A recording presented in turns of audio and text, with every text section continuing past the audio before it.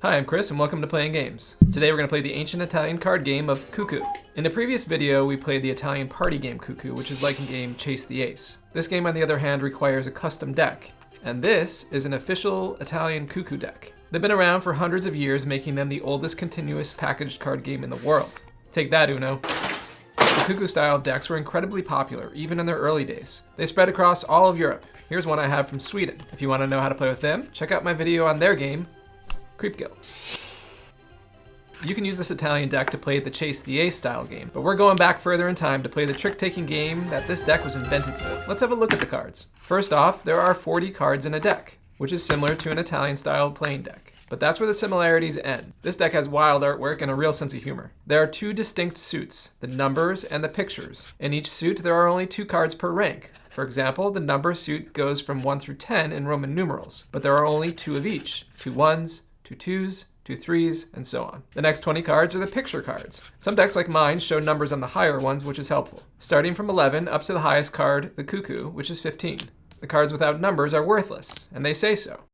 The object of the game is to win tricks with high value cards, ending the game with a higher score than your opponent. Before we play, let's talk about how the cards rank from highest to lowest. The highest card is the Cuccù, then the Bragon, the horse, the cat thing, meow, and the 11 is the tavern. The cards then descend from the Roman numeral 10 all the way down to the 1. From here it gets a little confusing, but fun. These 5 cards have no point value, but they're still ranked. The card directly under the tavern is the nulla card, or the 0 card. Under that is the bucket, worth less than nothing. Then the mask without the bucket, then the lion, and finally the fool is the lowest card.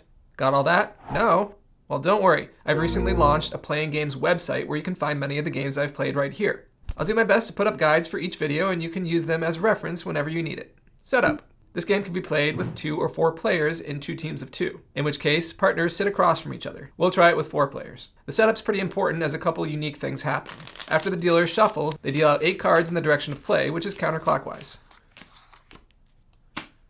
The player to the left cuts the remaining cards. Then they get to peek at the bottom card and may take it if it's either the X, 10, the Bragon, 14, or the Cuccù, 15. They replace it with any card they'd like from their hand. If none of those cards are present, they don't do anything else.